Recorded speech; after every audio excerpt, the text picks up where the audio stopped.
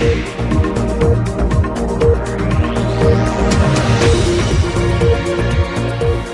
દર્શક મિત્રો, આપ નિહાળી રહ્યા છો S9 ન્યૂઝ। હું છું આશિષ સાવલિયા અને આપની સમક્ષ લઈને આવ્યો છું સ્પીડ 9। દેશ વિદેશ, ફિલ્મ જગત, રમતગમત, બિઝનેસ અને તે સિવાય કેટલાક ક્ષેત્રો સાથે સંકળાયેલી કેટલીક ખબરો। તો આવો નજર કરીએ સ્પીડ 9 પર।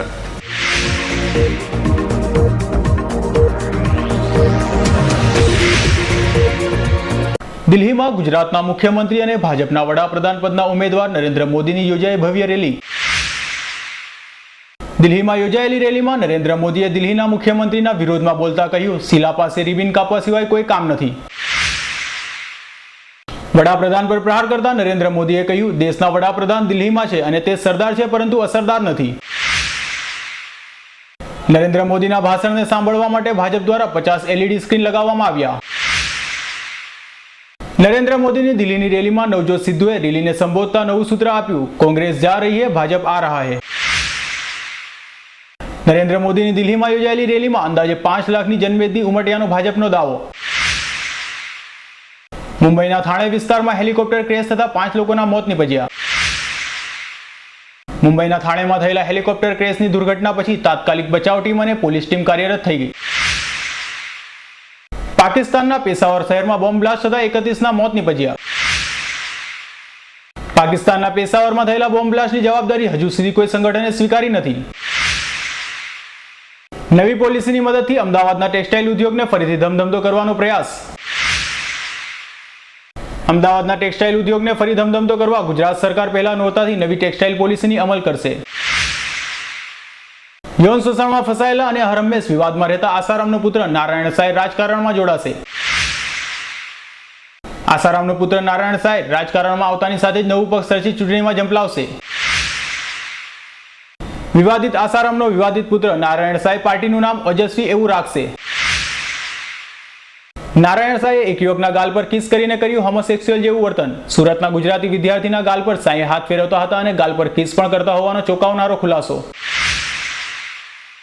આસારામના આશ્રમ પર બુલડોઝર ફર્યું। હિમાચલ સરકારે આસારામના આશ્રમ પર બુલડોઝર ફેરવી જમીન પાછી લીધી। હવે દેશમાં આધાર કાર્ડના ફિંગરપ્રિન્ટ સ્કેન કરી બેંક એકાઉન્ટ ખુલશે।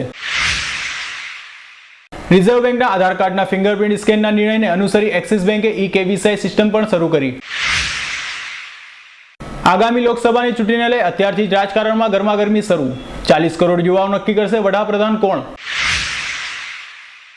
ભારત દેશ આઝાદીનો અમૃત મહોત્સવ મનાવે ત્યારે દેશવાસીઓને તમામ સુખ સુવિધા આપવાનો સ્વપ્ન સંકલ્પ દિલ્હીની રેલીમાં નરેન્દ્ર મોદીએ કર્યો। વિધાનસભાનું ટૂંકું સત્ર ભારે તોફાની રહે તેવી શક્યતાઓ। વિધાનસભાના ટૂંકા સત્રમાં વિપક્ષ કોંગ્રેસ ભારે વરસાદી તારાજી, તંત્રની નિષ્ફળતા અને લોકાયુક્ત જેવા મુદ્દાઓની ચર્ચા કરશે। બોર્ડના ઇતિહાસમાં પ્રથમવાર ઓનલાઈન ફોર્મનો પ્રયોગ થશે। માર્ચ 2014ની ધોરણ 10ની SSCની પરીક્ષામાં ફોર્મ ઓનલાઈન ભરી શકાશે। ગુજરાત માધ્યમિક બોર્ડ દ્વારા વિદ્યાર્થીઓને રાહત થાય તે માટે બોર્ડના ફોર્મ ઓનલાઈન સ્વીકારાશે। ઓક્ટોબરના પ્રથમ સપ્તાહથી ફોર્મ ભરી શકાશે। કલંકિત વડુકામ અંગેના રાજકીય ભૂકંપ સર્જાયા બાદ સોનિયા અને રાહુલની ડેમેજ કંટ્રોલની કવાયત। બિહારમાં પણ ગુજરાતવાડી કરવા નરેન્દ્ર મોદી અને છેદી પાસવાન વચ્ચે બેઠક યોજાઈ। બિહારના જેડીયુના ધારાસભ્યએ ગાંધીનગરમાં નરેન્દ્ર મોદીની મુલાકાત લીધા રાજકીય ગરમાટો। થોડા સમય અગાઉ લાલુ પ્રસાદ યાદવના શાળા સાધુ યાદવે પણ નરેન્દ્ર મોદીની મુલાકાત લીધી હતી। શિખર મંત્રણા દરમિયાન આતંકીઓના નેટવર્કોને નાબૂદ કરવા માટે ભારત અને અમેરિકા કટિબદ્ધ। સિરિયા અને ઈરાન મુદ્દે અમેરિકાના રાષ્ટ્રપતિ બરાક ઓબામાની નીતિને ભારતનું સમર્થન। હમાસ દ્વારા અલ અક્સા મસ્જિદ બચાવવાના સમર્થનમાં યોજાયેલી જંગી રેલીમાં લોકો ઉમટી પડ્યા। હમાસમાં આવેલી અલ અક્સા મસ્જિદમાં પ્રવેશી રહેલા પેલેસ્ટાઈનીઓને ઇઝરાયેલી દળોએ અટકાવ્યા। મુસ્લિમ રમખાણ પીડિતો વિરુદ્ધ જમીન પર અતિક્રમણ કરવાની ઉત્તર પ્રદેશના વન વિભાગ દ્વારા ફરિયાદ। ટેલર સ્વિફ્ટ હોલિવૂડના નવી ફિલ્મમાં નજરે પડશે। લુઇસ લોરી દ્વારા લખાયેલી નવલકથા પર આધારિત ફિલ્મમાં મેરિલ સ્ટ્રીપ પણ મોટી ભૂમિકામાં। પાકિસ્તાનમાં ફરી 7.2નો જોરદાર આફ્ટરશોક। પાકિસ્તાનમાં 7.2ના આફ્ટરશોકમાં 15ના મોત નીપજ્યા। પાકિસ્તાનમાં ચાલુ સપ્તાહમાં જ ભૂકંપના આંચકાઓથી મૃતાંક 550 થયું, જ્યારે 800થી વધુને ઈજાઓ થઈ।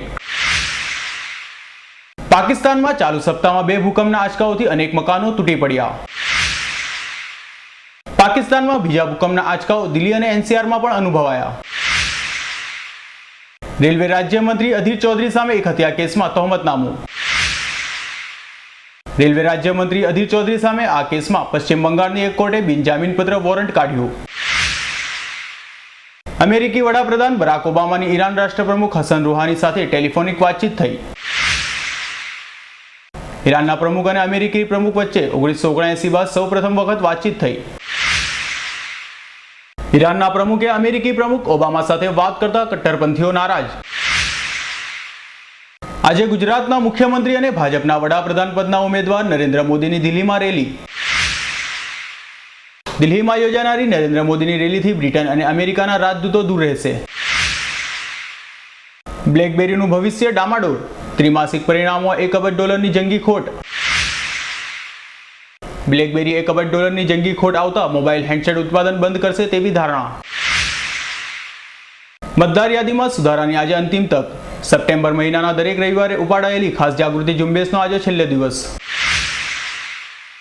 દક્ષિણ ગુજરાત, મધ્ય ગુજરાત અને સૌરાષ્ટ્ર બાદ હવે બનાસકાંઠામાં મેઘતાંડવ.